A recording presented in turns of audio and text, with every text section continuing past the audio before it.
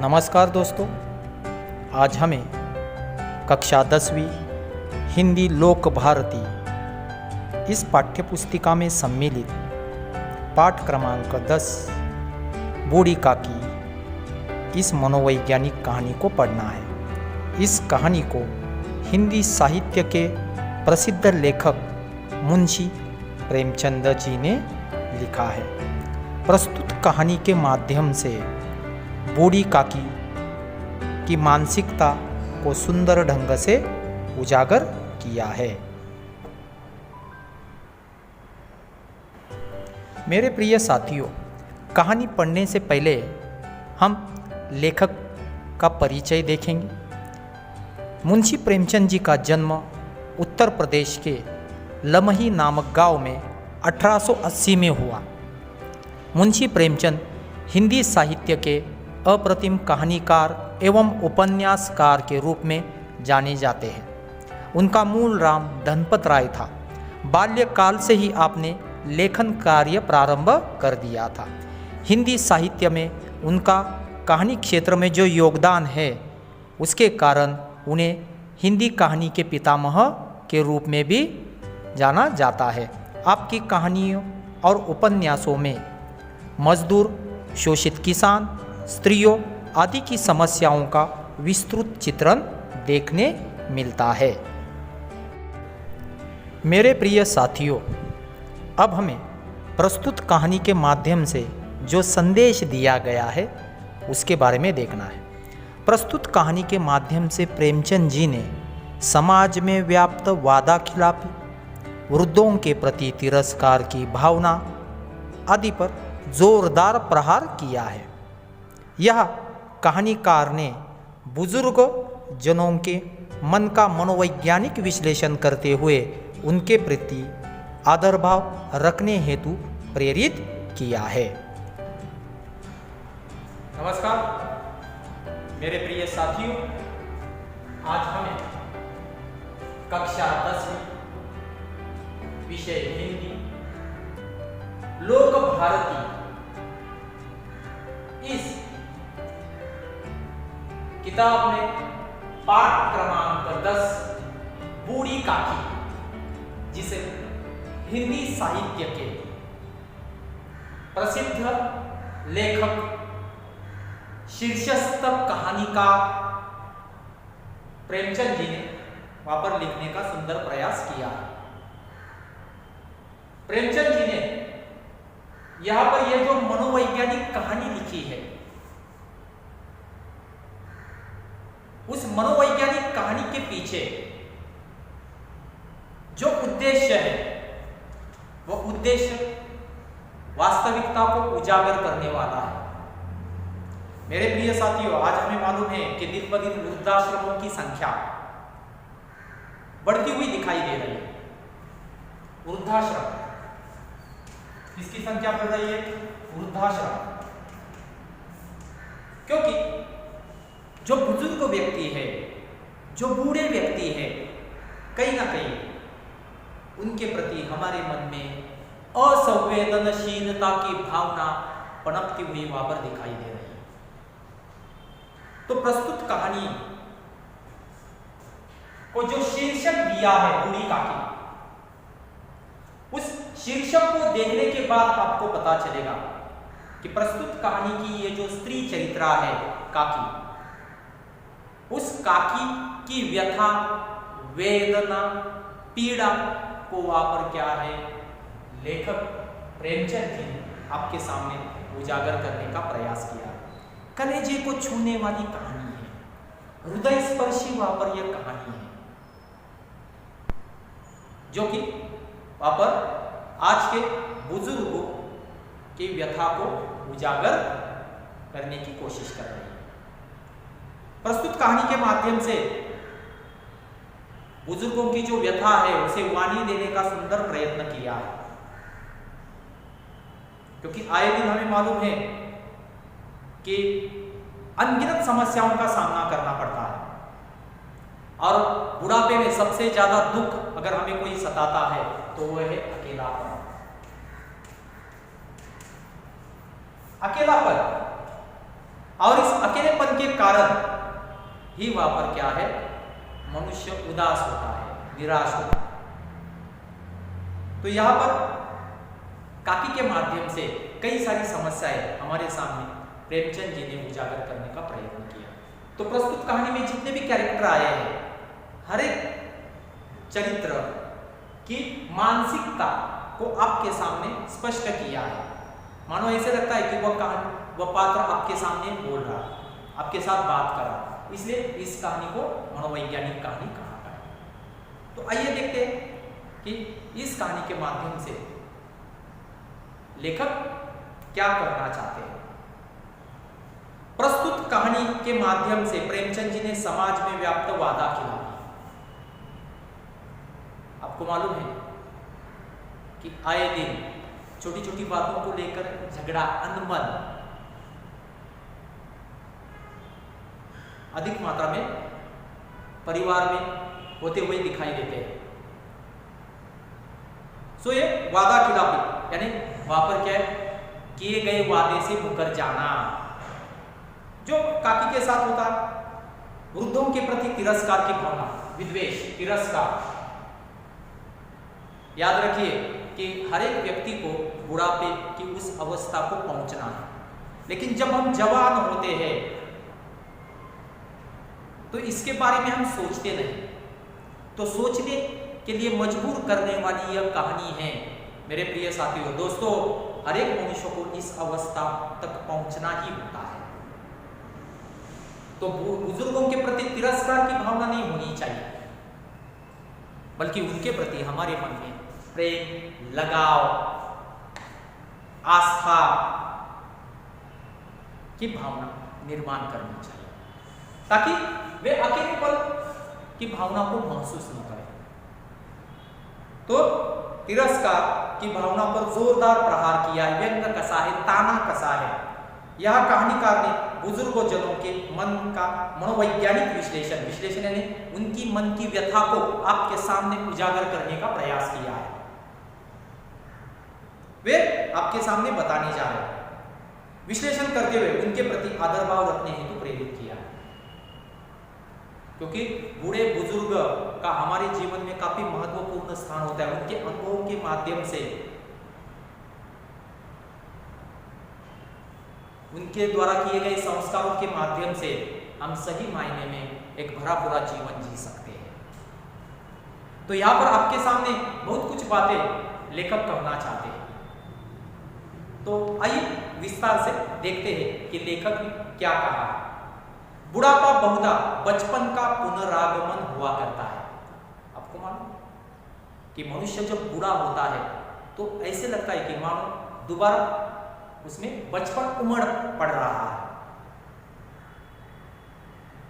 तो यहां पर काकी के स्वभाव की विशेषता आपके सामने बताई गई, यानी बूढ़ा होने के बाद ऐसे लगता है कि उसमें बचपना निर्माण हुआ है, बचपन का पुनरागमन। बूढ़ी काकी में जीवा स्वाद के सिवा और कोई चेष्टा शेष न थी। शेष यानी कोई क्रिया, कोई चेष्टा, चेष्टा यानी क्रिया, शेष यानी बाकी, शेष यानी बाकी। क्योंकि जब हम बुजुर्ग होते, बूढ़े होते तो हमारे शारीरिक अवयव जवाब देते हैं, हड्डियां जवाब देती हैं, हम थक जाते हैं, शारीरिक तौर पर हम कमजोर होते हैं। तो यहां पर आपके सामने यही बताया है कि जीवा स्वाद के सिवाय और कोई चेष्टाएं शेष न थी, और न अपने कष्टों की ओर आकर्षित करने के लिए रोने के अतिरिक्त तो कोई दूसरा सहारा ही। यानी जब उसे कोई पीड़ा होती, जब उसे कोई तकलीफ होती, तो बूढ़ी काकी को अपनी इस व्यथा को बताने के लिए जोर जोर से रोना पड़ता। देखिए, हाय लाचारी, कितनी नारकीय यातनाएं हैं आपके सामने बताई गई। समस्त इंद्रियां, नेत्र, हाथ और पैर जवाब दे चुके थे। पैर, हाथ पैर जवाब देना है, थक जाना, कमजोर होना, मुहावरा हिंदी का। पृथ्वी पर पड़ी रहती और घर वाले कोई बात उनकी इच्छा के प्रतिकूल करते हैं। देखिए क्या होता जब उसकी इच्छा के प्रतिकूल अगर कुछ होता, भोजन का समय टल जाता या उसका परिमाण पूर्ण न होता, अथवा बाजार से कोई वस्तु आती और न मिलती तो ये रोने लगती। काकी जोर जोर से रोने लगती। क्यों?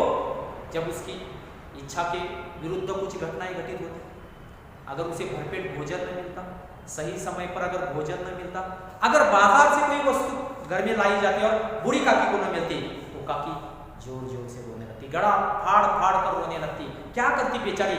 मजबूर, लाचार और विवश। उसका रोना सिसकना साधारण रोना न था, वे गला फाड़ फाड़ कर रोती थी। देखिए कितनी सारी मुहावरे हैं, जोर जोर से अपनी व्यथा को सुनाने के लिए। बताया उनके पतिदेव को स्वर्ग सिधारे कालांतर हो चुका था। कालांतर यानी कई दिन बीत जाना। बेटे तरुण होकर चल बसे थे। अब एक भतीजे के सिवाय और कोई न था। एकमात्र सहारा, आधार भतीजा, जिसका नाम यहां पर आया है पंडित बुद्धिराम। क्या नाम आया है? पंडित बुद्धिराम। भतीजे का नाम क्या है? भतीजा। नाम क्या है उसका? यहां पर बताया है पंडित बुद्धिराम। देखिए आपके सामने नाम बताया, भतीजे का नाम यहां पर आपके सामने दिया हुआ है मेरे प्रिय साथियों। उसी भतीजे के नाम उन्होंने अपनी सारी संपत्ति लिख दी। देखिए ये सबसे बड़ी गलती है, इसलिए तो वादा खिलाफ यानी वो अपने वादे से मुकर जाता है। संपत्ति लिख दी। लिखाते समय भतीजे ने खूब लंबे चौड़े वादे किए, किंतु वे सब वादे केवल कुली डिपों के दलालों के दिखाए हुए सब्ज़बाग थे। सब्ज़बाग यानी सपना। पैसा लेते समय तो हम कहते हाँ मैं, आप चिंता मत करो, मैं आपकी पूरी देखभाल करूंगा। लेकिन जब उस संपत्ति को, उस पैसे को हम हथिया लेते हैं मेरे प्रिय साथियों, तो अचानक वही दिखाए गए सपने अपने आप नष्ट हो जाते हैं। कुली वहां पर क्या है, इसके लिए कौन सा शब्द इस्तेमाल किया है? वह सपना वहां पर किसके समान है? कुली डिपों के दलालों के दिए दिखाए हुए सब्ज़बाग। सपना था जो कि वहां पर क्षणभंगुर हो गया, नष्ट हुआ, क्योंकि पैसा मिलने के बाद, संपत्ति मिलने के बाद काकी के साथ दुर्व्यवहार बुद्धिराम ने करना शुरू कर दिया। यद्यपि उस संपत्ति की वार्षिक आय यानी सालाना इनकम, एनुअल इनकम 150-200 रुपए से कम न थी, तथापि बूढ़ी काकी को पेट भर भोजन भी कठिनाई से मिलता था। इसमें उनके भतीजे पंडित बुद्धिराम का अपराध था या उनकी अर्धांगिनी श्रीमती रूपा का, इसका निर्णय करना सहज नहीं। अब गलती किसकी भी क्यों न हो, लेकिन तकलीफ तो बूढ़ी काकी को सहनी पड़ रही थी। तो पंडित बुद्धिराम जी की पत्नी का नाम क्या है? अर्धांगिनी रूपा। बुद्धिराम स्वभाव के सज्जन थे, अच्छा इंसान था, लेकिन कहा था जब तक पैसे पर खर्च करने की नौबत ना आए, उसके कोष पर आंच ना आए। कोष यानी संपत्ति, पैसा खर्च करना।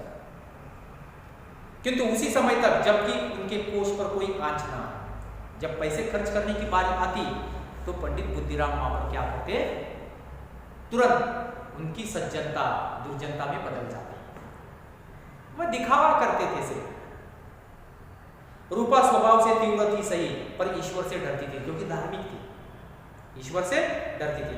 अतः बूढ़ी काकी को उसकी तीव्रता उतनी न करती कि जितनी पंडित बुद्धिराम की भल मानसा है। अच्छा ही, क्योंकि पंडित बुद्धिराम सिर्फ दिखावा करता था, काकी का भतीजा सिर्फ दिखावा कर रहा था। तो इसकी वजह से उसे कभी दुख, व्यथा, पीड़ा, वेदना हुआ करती थी। बुद्धिराम को कभी कभी अपने अत्याचार का खेद होता, उसे बुरा लगता, लेकिन क्या करे, हम मनुष्य की मानसिकता ये होती है कि हमें मालूम होता है कि मैं गलत कर रहा हूं, मुझसे गलतियां हो रही है, लेकिन फिर भी हम वहां पर क्या है वही करते जाते हैं। विचारते कि इसी संपत्ति के कारण मैं इस समय भला मानुष बना बैठा हूं, और वह संपत्ति किसके माध्यम से मिली थी? बूढ़ी काकी के माध्यम से। लड़कों को बुढ़ों से स्वाभाविक विद्वेष होता ही है, और फिर जब माता पिता का यह रंग देखते तो वे बूढ़ी काकी को और सताया करते। अगर घर के सदस्य ही बूढ़े बुजुर्गों के साथ अच्छा व्यवहार नहीं कर रहे तो आस पड़ोस के लोग थोड़ी ना अच्छा व्यवहार करने वाले, जो कि बूढ़ी का काकी के साथ वहां पर हुआ करता था। पंडित बुद्धिराम और रूपा जिस तरह से काकी के साथ दुर्व्यवहार करती थी, उसे सताया करती थी, जिस वही पड़ोस के बच्चे भी वहां पर काकी को सताते थे। देख लीजिए किस प्रकार सताया करते थे। कोई चुटकी काट कर भागता, चुटकी काटना, कोई उन पर पानी की कुल्ली कर देता। पानी की कुल्ली देखिए, अर्थ दिया मुंह साफ करने के लिए उसमें पानी लेकर फेंकने की क्रिया। जैसे सुबह सुबह हम करते, कोई पानी की कुल्ली अगर आप पर करेगा तो कितनी व्यथा, कितनी पीड़ा। देखिए काकी चीख मार कर रोती है। हाँ, काकी क्रोधातुर होकर बच्चों को गालियां देने लगती है।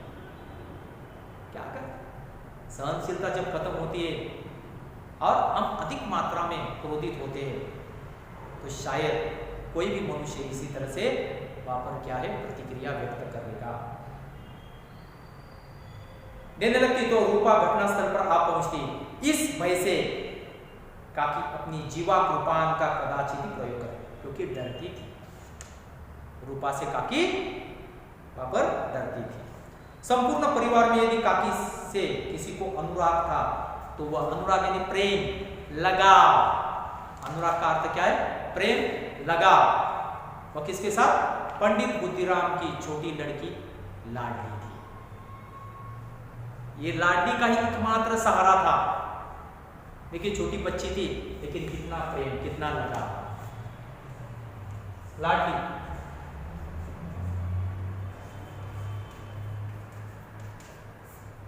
कितना लगाव, कितना प्रेम, अनुराग, लगाव था काकी के प्रति। लाडली अपने दोनों भाइयों के भय से अपने हिस्से की मिठाई चबेना ने खाने के लिए दी हुई चीजें बूढ़ी काकी के पास बैठकर खाया करती। यही उसका रक्षागार था। रक्षागार यानी आधार, एकमात्र पापर आधार था काकी का। और लाडली के मन में काकी के प्रति काफी प्रेम था, लगाव था। बताया रात का समय था। बुद्धिराम के द्वार पर शहनाई बज रही थी और गांव के बच्चों का झुंड विस्मयपूर्ण नेत्रों से गाने का रसास्वादन कर रहा था।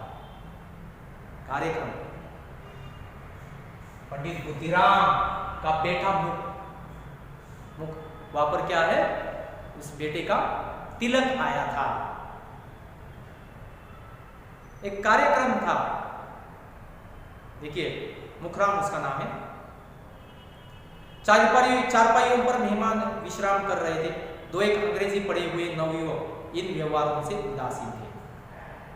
उदासीन ने सबसे अलग, उदासीन ने सबसे अलग, मानो उनको कुछ लेना देना ही ना हो। वे इस गवार मंडली में बोलना अथवा सम्मिलित होना अपनी प्रतिष्ठा के प्रतिकूल समझते थे। अपनी प्रतिष्ठा के प्रतिकूल समझते थे, इसलिए वे सबसे अलग थे। आज बुद्धिराम के बड़े लड़के मुखराम का तिलक आया था। यह उसी का उत्सव था। काफी स्वादिष्ट व्यंजन वहां पर बनाए जा रहे थे। और हमने पहले देखा कि काकी में जीवा स्वाद, अगर कहीं पर स्वादिष्ट व्यंजन बनता तो उसकी सौंधी खुशबू तुरंत वहां पर काकी को सूंघने मिलती तो वो खींची चली जाती। घर के भीतर स्त्रियां गा रही थी और रूपा मेहमानों के लिए भोजन के प्रबंध में व्यस्त थी। जैसे अक्सर वहां पर आने वाले हर एक अतिथि का स्वागत, उसकी अगवानी करना, तो व्यस्त थी। भट्टियों पर कड़ाह चढ़ रहे थे। एक में पूड़ियां कचौड़ियां निकल रही थी, दूसरे में अन्य पकवान बन रहे थे। एक बड़े हंडे में मसालेदार तरकारी पक रही थी। घी और मसाले की क्षुधावर्धक सुगंध चारों ओर फैली हुई थी। क्षुधावर्धक यानी भूख बढ़ाना। और जैसे ये स्वादिष्ट व्यंजन की खुशबू काकी के पास पहुंचती तो काकी अपने आप को रोक नहीं पाती, अपने आप को। तो जैसे ही वहां पर स्वादिष्ट व्यंजन की क्षुधावर्धक सुगंध काकी सूंघती है और वहाँ पर क्या है, खींची चली जाती है। तो इसके बाद क्या होता है, इसका पाठ्यांश हम नेक्स्ट वीडियो में देखेंगे। धन्यवाद।